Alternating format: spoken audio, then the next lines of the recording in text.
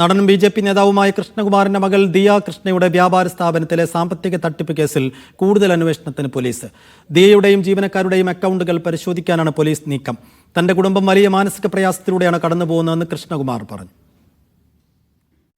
ദിയ കൃഷ്ണയുടെ സ്ഥാപനമായ ഓബയോസിയിൽ ജീവനക്കാരായിരുന്ന 3 വനിതാ ജീവനക്കാർ സാമ്പത്തിക ക്രമക്കേട് നടത്തിയെന്ന് സമ്മതിക്കുന്ന വീഡിയോ ഇന്നലെ രാത്രിയോടെയാണ് കൃഷ്ണകുമാറിന്റെ ഭാര്യ സിന്ധു സമൂഹമാധ്യമത്തിൽ പങ്കുവച്ചത്. 69 ലക്ഷത്തിലധികം രൂപയുടെ കൃത്രിമം 3 വനിതകൾ ചേർന്ന് നടത്തിയിട്ടുണ്ട് എന്ന് കൃഷ്ണകുമാർ ആവർത്തിക്കുന്നു. അതേസമയം തങ്ങളെ ഭീഷണിപ്പെടുത്തി ചിത്രീകരിച്ചതാണ് വീഡിയോ എന്ന നിലപാടിൽ ഉറച്ചു നിൽക്കുകയാണ് യുവതികൾ.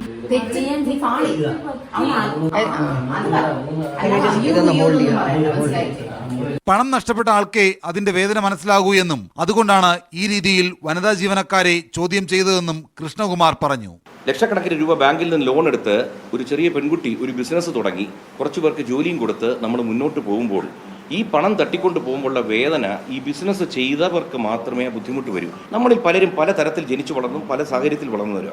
നമ്മൾ ഓരോരുത്തരും ഓരോ രീതിയിൽ ചോദിക്കും. ബാങ്ക് സ്റ്റേറ്റ്മെന്റ് എടുത്താൽ ട്രാൻസാക്ഷൻ നടത്തിയതിന്റെ തെളിവുകൾ ലഭിക്കുമെന്നും കൃഷ്ണകുമാർ പറയുന്നു. നാളെ ഈ സംഭവവുമായി ബന്ധപ്പെട്ട എല്ലാവരുടെയും ബാങ്ക് വിവരങ്ങൾ പോലീസ് ശേഖരിക്കും. ഇതിനുശേഷമായിരിക്കും മറ്റ് നടപടികളിലേക്ക് കടക്കുക. അതിനിടെ കൃഷ്ണകുമാറിനെതിരെ പോലീസ് എടുത്ത കേസിലെ FIR വിവരങ്ങൾ പുറത്തുവന്നു. പണം നൽകിയില്ലെങ്കിൽ മാനഭംഗപ്പെടുത്തുമെന്ന് ഭീഷണിപ്പെടുത്തി. ലൈംഗിക ചുവയോടെ സംസാരിച്ച് പരാതിക്കാരുടെ വസ്ത്രത്തിൽ പിടിച്ചു വലിച്ചെന്നും FIR-ലുണ്ട്. സംഭവത്തിൽ സമഗ്ര അന്വേഷണം നടത്തി കേസ് തെളിയിക്കുമെന്ന് മ്യൂസിയം പോലീസ് പറഞ്ഞു. മീഡിയ 1 തിരുവനന്തപുരം.